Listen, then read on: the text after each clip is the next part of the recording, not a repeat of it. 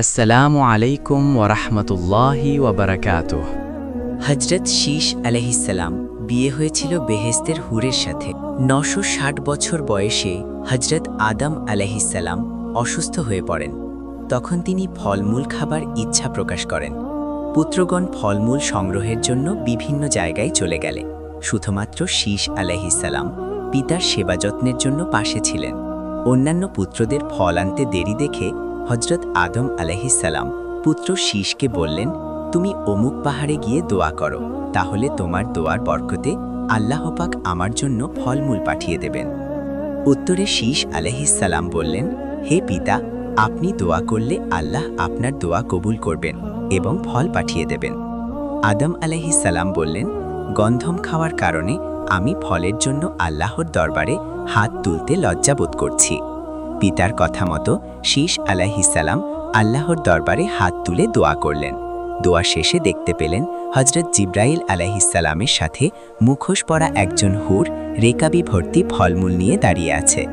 আদম আলাইহিসসালাম বললেন, হে জিব্রাইল, এই হুরটিকে? জিব্রাইল আলাইহিসসালাম বললেন, আল্লাহ পাক জান্নাত থেকে এই হুরকে পাঠিয়েছেন শীশ আলাইহিসসালামের স্ত্রী হিসেবে গ্রহণ করার জন্য। কেননা শীষ ব্যতীত আপনার সকল সন্তানই জোড়ায় জোড়ায় সৃষ্টি হয়েছে। তখন আদম আলাইহিসসালাম বেহেস্তের হুরের সাথে শীষ আলাইহিসসালামের বিয়ে সম্পন্ন করে দিলেন। হজরত শীশ আলাইহিসসালামের পুত্রগণ আরবের জেদ্দায় বসতি করে তোলেন। হজরত শীষের বংশ থেকেই হজরত ইব্রাহিম আলাইহিসসালাম জন্মগ্রহণ করেন। আমাদের শেষ নবী হজরত মোহাম্মদ সাল্লাল্লাহু আলাইহিসসালাম হজরত ইব্রাহিম আলাইহিসসালাম পুত্র ইসমাইল আলাইহিসসালামের বংশধর। হজরত আদম আলাইহিসসালামের মৃত্যুর পর হজরত জিব্রাইল আলাইহিসসালাম জান্নাত থেকে মূল্যবান কাপড়, সুগন্ধি দ্রব্য নিয়ে এসে হজরত শীশ আলাইহিসসালামকে গোসল, দাফন ও কাফনের পদ্ধতি বলে দিলেন। জিব্রাইল আলাইহিসসালামের নির্দেশ মতো শীশ আলাইহিসসালাম তা সম্পূর্ণ করেন। এ সময় আদম আলাইহিসসালামের বংশধররা প্রায় 40,000 উপস্থিত ছিলেন। আদিপিতা হজরত আদম আলাইহিসসালামের লাশ মোবারক আবু কুবাইস পর্বতের একটি গর্তে দাফন করা হয়। বর্ণিত আছে যে হজরত নূহ আলাইহিসসালামের মহাপ্লাবনের সময় আদম আলাইহিসসালাম মৃতদেহ কবর থেকে উঠিয়ে একটি বাক্সে ভরে জাহাজে উঠিয়ে নেন। প্লাবন শেষ হলে পুনরায় তা যথাস্থানে দাফন করা হয়। শীশ আলাইহিসসালামের পুত্রগণ আরবের জেদ্দায় বসতি স্থাপন করেন। স্বামীর মৃত্যুতে বিবি হাওয়া আলাইহাসালাম মানসিকভাবে দুর্বল হয়ে পড়েন। পুত্র শীশ আলাইহিসসালামকে সঙ্গে নিয়ে তিনি তৎকালীন বাইতুল মামুর তাওয়াফ করার জন্য মক্কায় আসেন।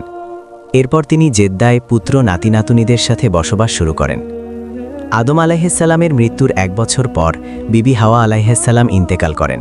তাকে জেদ্দাতেই দাফন করা হয়।